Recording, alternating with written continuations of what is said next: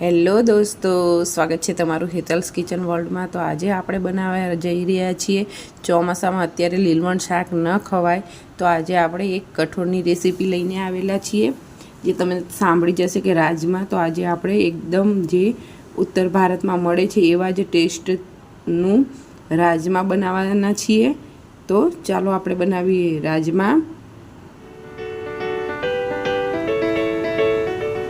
રાજમા બનાવવા માટે આ રીતના રાજમા આવે છે, બે પ્રકારના આવે છે, એક બ્લેક અને એક આ રીતના કાબડ ચિત્રા જે આવે છે એ। મેં આ કાબડ ચિત્રા લઈ લીધા છે, એને મેં 5 થી 6 કલાક પાણીમાં પલાળીને રાખ્યા હતા અને 3-4 પાણીએ ધોઈ પછી એને મેં કુકરમાં લઈ લીધા છે અને એની અંદર મેં પાણી એડ કરી દીધું છે।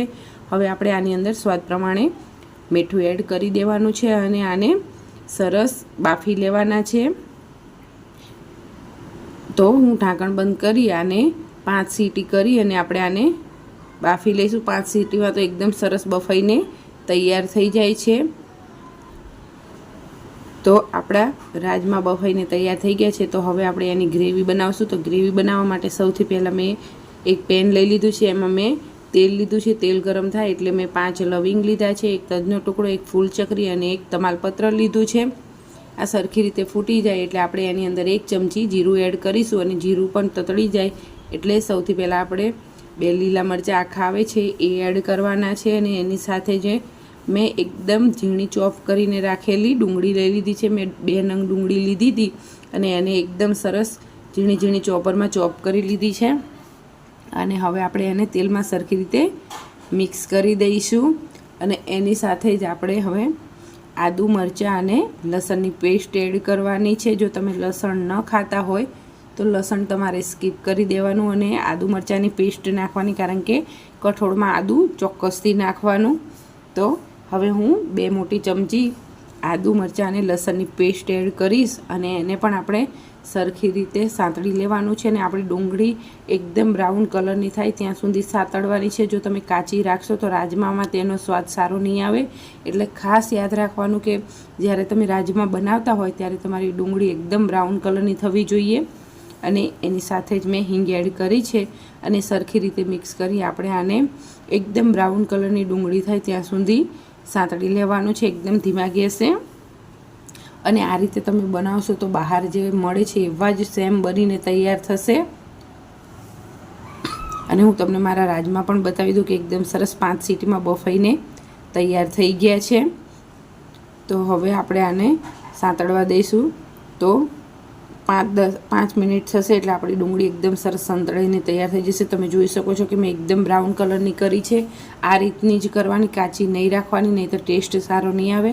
તો હવે આપણે મસાલો એડ કરીશું। તો મસાલામાં સૌથી પહેલાં મેં 1 ચમચી મરચું પાવડર અને 1 ચમચી કાશ્મીરી લાલ મરચું પાવડર એડ કર્યું છે। એની સાથે જ અડધી ચમચી હળદર પાવડર અને 1 ચમચી ધાણા જીરું પાવડર એડ કરીશ અને એની સાથે જ 1 ચમચી કિચન કિંગ મસાલો આવે છે એ એડ કરી મિક્સ કરી અને તરત જ મેં 3 ટમેટાની પ્યોરી કરીને તૈયાર રાખી છે એ હું એડ કરી દઈશ, જેથી કરી આપણે જે મસાલો છે એ બળી ન જાય એટલા માટે।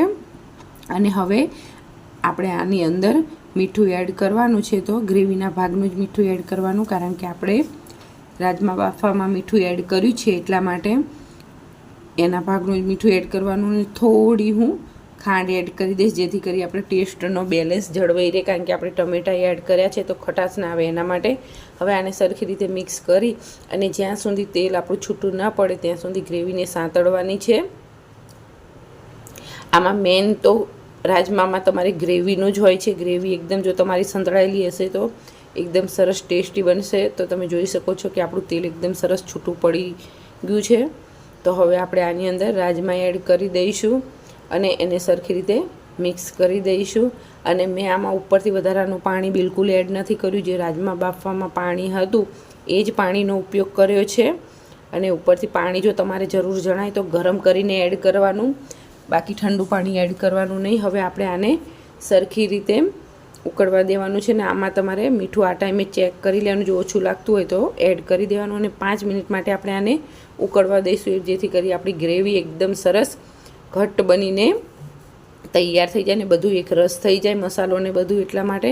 તો 5 મિનિટ પછી આપણે ચેક કરી લઈશું કે આપણી ગ્રેવી એકદમ સરસ ઉકળી ગઈ છે અને એકદમ સરસ ઘટ્ટ ગ્રેવીવાળા રાજમા બનીને તમે જોઈ શકો છો કે ગ્રેવી પણ એકદમ સરસ ઘટ થઈ ગઈ છે. તો આપણા રાજમા બનીને તૈયાર થઈ ગયા છે. હવે આપણે આની અંદર સમારેલા લીલા ધાણા એડ કરી દઈશું.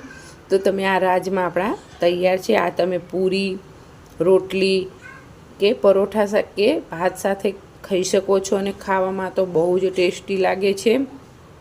આ રીતે તમે ઘરે એક વખત જરૂરથી ટ્રાય કરજો. એકદમ ટેસ્ટી અને બહાર મળે એવા જ બનીને તૈયાર થઈ જાય છે.